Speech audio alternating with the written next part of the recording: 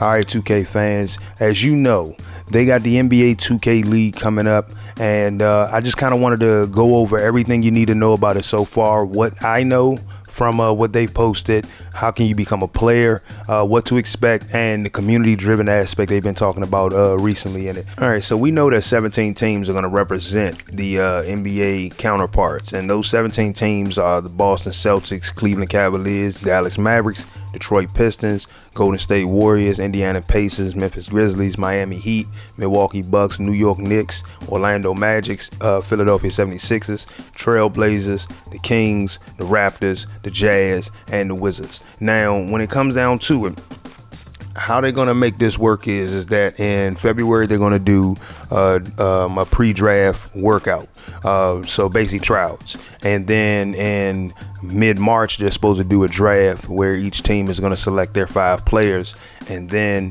in May is when the inaugural season is going to tip off. So that means that the inaugural season is going to coincide with the end of the NBA season, regular season, and probably the start of the playoffs. So they'll most likely utilize the playoffs to boast the league itself and boast the competition and things like that.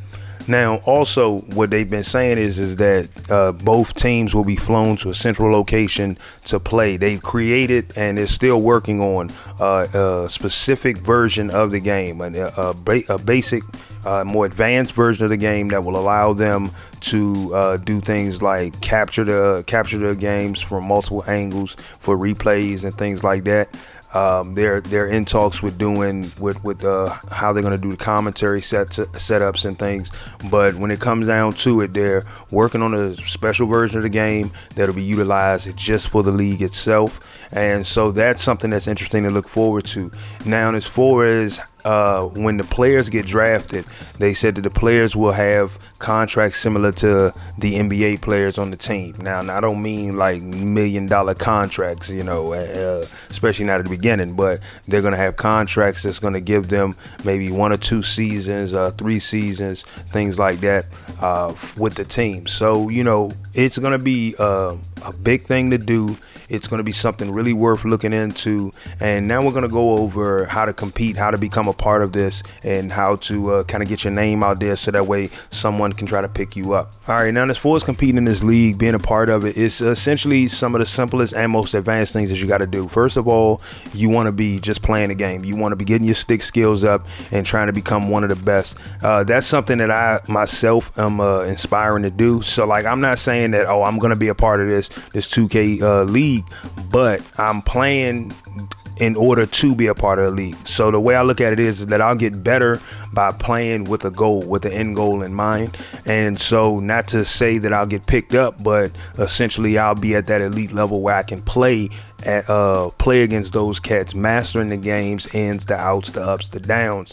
And one of the best ways to do that is playing Team Pro-Am, getting yourself a team together and playing Team Pro-Am. I know Team Pro-Am is broken and frustrating at times, but essentially you can play Pro-Am walk-on if you're running in there with your whole squad. You really don't want to play with randoms because that'll mess your set record up. But one of the things I would say look forward to is playing Team Pro-Am. If you're playing Team Pro-Am, you can learn to play better team ball with other players. Essentially finding which set you fit in extremely well, utilizing your skills, and get yourself a social media following on as well, because those kind of things kind of help propel you above some of the rest and get you noticed a whole lot quicker. So I don't know if they'll be looking at like leaderboards and things like that as to, you know, the best players playing in the Pro-Am, this, that, and the other, but you kind of want to make sure that your name is one of those names that they'll search, because the simple fact is you're playing this game and you're playing good from what they're seeing, and these teams will say, okay, well, I kind of want to see how this guy can play, because I highly doubt that they're going to have millions of people coming in for tryouts and everything like that. Essentially, they're going to go with the best of the best, and their criteria for what is the best of the best might be different from what we should expect or what we think. But 9 out of 10, what they're going to do is they're going to look at the top players at each position, and let's say that they need to fill 5 slots for each team. So you got essentially 17 point guards, you got to find 17 shooting guards, and so forth and so forth. that means that you're going to have to, you want to go and give yourself a nice large number of players by position to look forward to. So try to get yourself in that top 150. I looked at it like the high school All-American stats. It was 150. So try to get yourself in that top 150 by position, or if even better, try to get yourself in the top 150 of all time. So those are ways that you can improve your chances of getting a spot on one of these teams, and getting yourself one of these NBA-like contracts. All right, so they've been trying to figure out, they've been trying to negotiate the media rights and where they're gonna where the game is gonna be played, and what console they're gonna use, what system setup they're gonna use. Now they're trying to figure out whether it's gonna be PC, PlayStation, or Xbox. I believe they're gonna go in the line of PC because it is the middle ground between the two systems. You can hook up an Xbox controller, you can hook up a PlayStation controller, and you can play. And so essentially that would be the best route to go, because then you wouldn't force someone to have to adapt to the system, but more so just have to play using their kind of controller setup, their kind of the controller, how it feels in their hand, and you're going to get the best of that player. Now they're also trying to figure out the TV rights, whether they're going to be doing it on, whether they're going to be streaming it on a network like Twitch, or whether they're going to be streaming it on stuff like NBA TV, and things like that. Now I would essentially assume that they would go the route of maybe Twitch, and the reason being is because then you unlock it and open it up to many gamers. But at the same time, I wouldn't say don't do it on NBA TV. You kind of want to go that multifaceted route, because then you'll have people who can watch it on Twitch, and then you got those who can watch it on their TV, on NBA TV, things like that. So it's a lot of things tossed up in the air.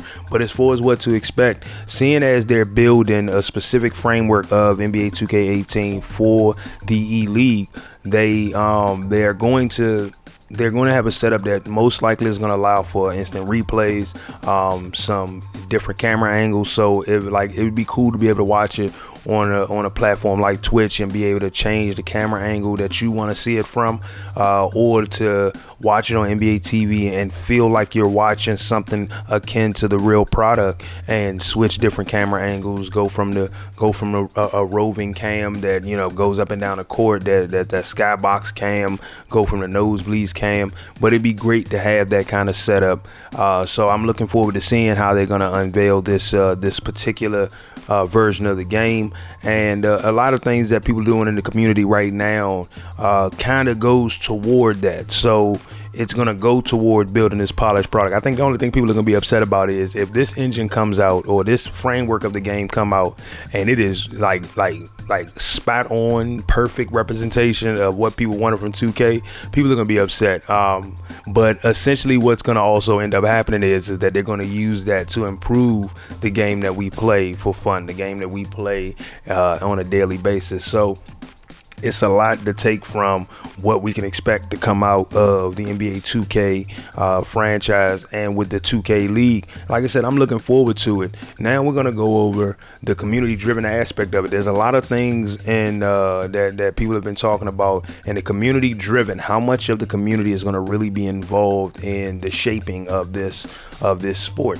All right, now we're going to talk about the community-driven part of it. Now, they said that the community is going to shape the game league and the way it all unfolds and unravels by the way they respond to it, the way that they, react to it. So one of the biggest things is, first of all, is I thought about a question that they had asked was, how was they going to do commentary? They had asked this question when they also asked things about like different camera angles, different way the game is going to look, replays and things like that. Now, when they asked specifically about the commentators, there was a thought on my mind. I said, you know what?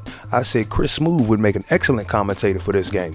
You know, at the end of the day, like, who wouldn't want to see the likes of like Chris Smoove and Shaq doing commentary for a game?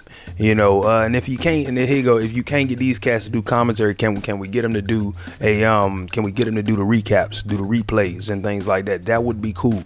You know, I really want to see them reach into the community and not only pull out the players, but at the same time pull out the commentators. I'm not saying I wouldn't want to see cats like Kevin Harlan doing commentary for the game.